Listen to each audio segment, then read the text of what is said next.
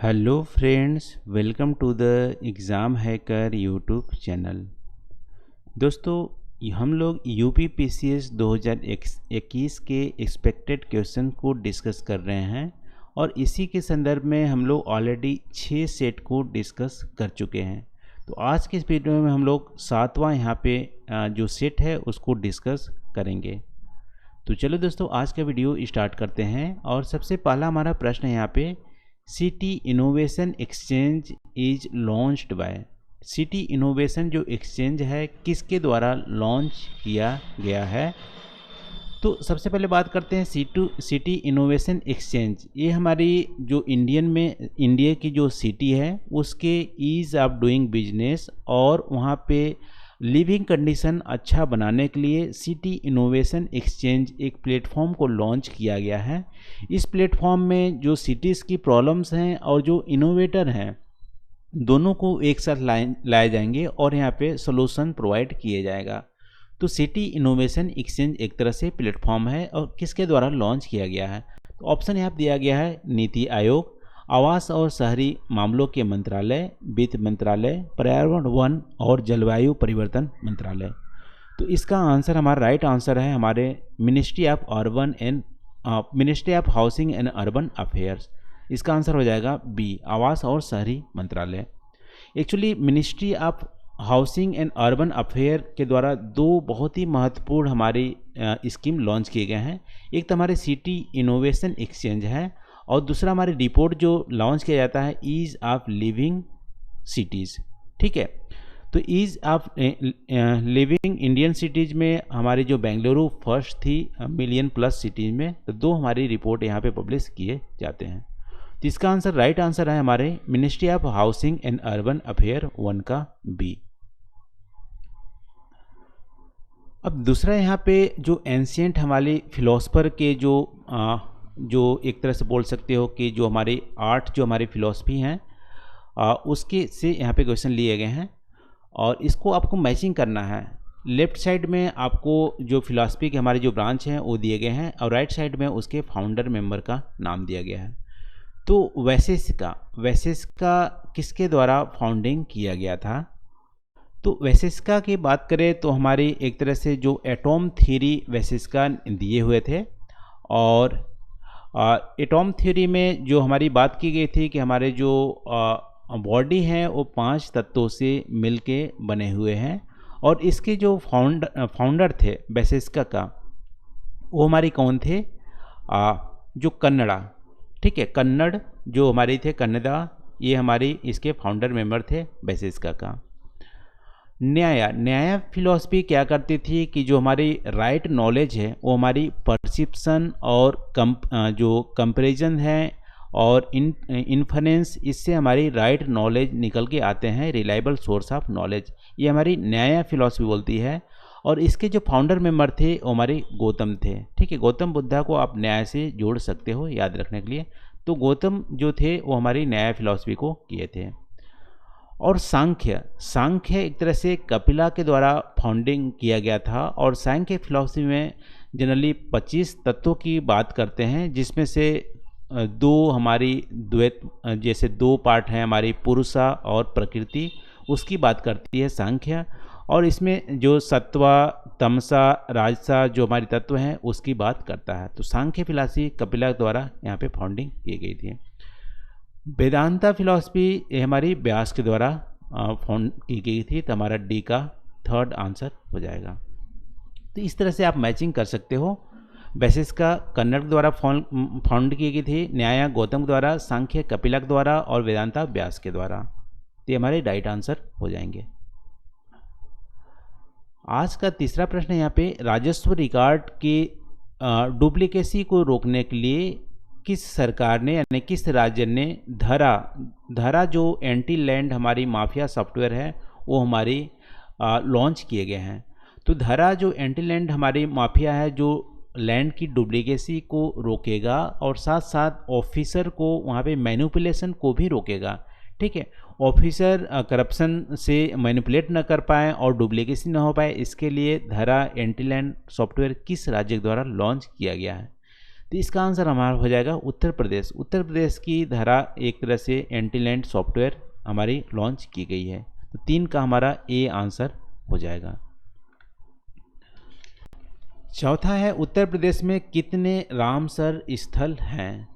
पूरे इंडिया में रामसर स्थल की बात करें तो हमारे कितने हैं, 42 हैं, 42। और उत्तर प्रदेश में सबसे लार्जेस्ट, सबसे ज़्यादा है वो हमारी 8 है। ठीक है, तो सबसे लार्जेस्ट यानी सबसे ज़्यादा नंबर हमारे रामसर साइट हैं वो यूपी में 8 हैं। सेकंड नंबर पंजाब का नंबर आता है, पंजाब में हमारे 6 रामसर साइट हैं। और पूरे इंडिया में कितने हैं, 42 हैं। और जो वर्ल्ड वेटलैंड जो डेज मनाया जाता है, इंटरनेशनल वेटलैंड डे, वो हमारी 2 फरवरी को मनाया जाता है। ठीक है, ये भी ध्यान रखना। और सबसे लेटेस्ट जो रामसर साइट है वो हमारी त्वसो कर लद्दाख में है। तो 4 का वैसे हमारा बी यहाँ पे आंसर हो जाएगा। 5वां यहाँ पे केंद्रीय बजट के संदर्भ में बात की जा रही है, यानी कि इंडिया की बात की जा रही है। तो केंद्रीय बजट में 2021-22 में राष्ट्रीय हाइड्रोजन मिशन की घोषणा की गई है। ठीक है, इसमें अभी रिसेंटली मोदी जी ने भी स्वतंत्रता दिवस के अपने स्पीच में भी जो हाइड्रोजन मिशन है उसको यहाँ पे मेंशन किया हुआ है। और उन्होंने बोला है कि हमारा जो इंडिया है मेजर एक्सपोर्टर के रूप में उभर के आएगा हाइड्रोजन के क्षेत्र में। यानी कि इंडिया अपने लिए तो फ्यूल बनाएगा ही, लेकिन साथ साथ एक्सपोर्ट भी करेगा हाइड्रोजन। तो 2021-22 के राष्ट्रीय बजट में भी हाइड्रोजन मिशन की घोषणा की गई थी। तो हाइड्रोजन ऊर्जा के बारे में निम्नलिखित में से कौन सा सही है। ठीक है, एक और बात ध्यान रखने की जरूरत है, हाइड्रोजन ऊर्जा में भी बहुत सारे कलर होते हैं। जैसे यहाँ पे ब्लू कलर, ब्लू हाइड्रोजन हो गए, ठीक है, रेड हाइड्रोजन हो गए यहाँ पे, और ग्रीन हाइड्रोजन हो गए। तो ग्रीन हाइड्रोजन की ही बात यहाँ पे की जा रही है। तो हाइड्रोजन ऊर्जा के बारे में निम्नलिखित में से कौन सा कथन सही है। इसकी उच्च ऊर्जा दक्षता होती है, पेट्रोल से 3 गुना ज़्यादा इफ़िशियंसी होती है। ठीक है, पहला दिया है कि हायर इफिशियंसी होती है और पेट्रोलियम या गैसोलीन से 3 टाइम्स ज़्यादा इफिशियंसी होती है। और बी यहाँ पे दिया है हाइड्रोजन जो पावर्ड होते हैं vehicles are prone to danger of electric shock. Electric hydrogen से यदि व्हीकल्स को चलाया जाए तो इलेक्ट्रिक शॉक लग सकते हैं। सी यहाँ पे दिया है हाइड्रोजन को हम फ्यूल सेल में यानी बैटरी में स्टोर नहीं कर सकते हैं। डी दिया है यहाँ पे कि ये रिड्यूस करेगा इंडिया का फॉसिल फ्यूल को, इंपोर्ट को। ठीक है, देखो कुछ कुछ यहाँ पे पॉजिटिव भी है हाइड्रोजन की, इसकी इफ़िशियंसी बहुत ज़्यादा है, गैसोलीन से 3 टाइम्स है, ये बिल्कुल ही सही है।